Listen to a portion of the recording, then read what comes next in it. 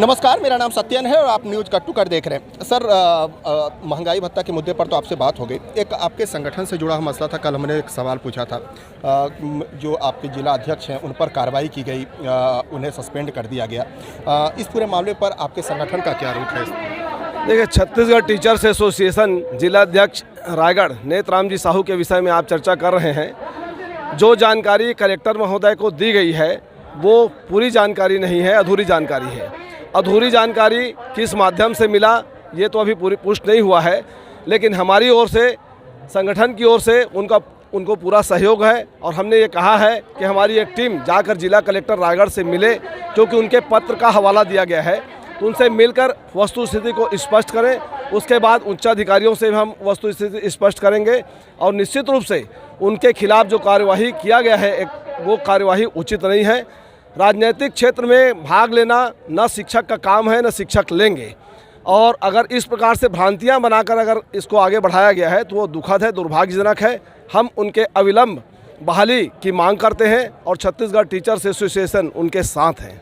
Sir, इसलिए मैंने ये सवाल पूछा कि मुझे याद आ रहा है कि जब ऐसे ही एक शिक्षक संगठन के नेता को निलंबित किया गया था, तो जो इसकी आलोचना करने वाले लोग थे, जो पदाधिकारी थे, जो प्रांत अध्यक्ष थे, उसमें आप भी थे। आपने भी मुखार होकर कहा कि ये गलत है, ये किसी तरह से इस तरह की कार्रवाई नहीं होनी चाहिए। आपके जिला अध्यक्ष पर कार्रवाई हो गई, क्योंकि कल से मैं देख रहा था कि हो सकती है आपकी प्रतिक्रिया आएगी, आपके संगठन की प्रतिक्रिया आएगी, लेकिन पूरी तरह से लगा कि नेतराम साहू इस पूरे मामले में अलग थलग पड़ गए हैं। आपकी खामोशी को लेकर मैंने सवाल पूछा कि आखिरकार क्यों आप नहीं, पूरा छत्तीसगढ़ टीचर्स एसोसिएशन नेतराम साहू जी रायगढ़ जिला अध्यक्ष के साथ हैं। आप मनीष मिश्रा जी की बात कर रहे हैं। संगठन के लोग केवल कर्मचारी हित में काम करते हैं और उस दौरान कई बार वो अपने मूल काम को साथ लेकर दूसरे काम भी करते रहते हैं।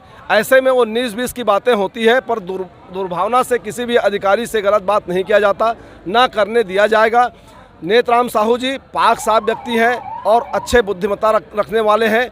उनसे चूक नहीं हुआ, चूक लगता है किसी प्रकार से निचले स्तर के अधिकारियों के द्वारा हुआ, जो गलत फीडबैक किया गया और उनको उस मामले में निलंबित किया गया। छत्तीसगढ़ टीचर्स एसोसिएशन उनके साथ है।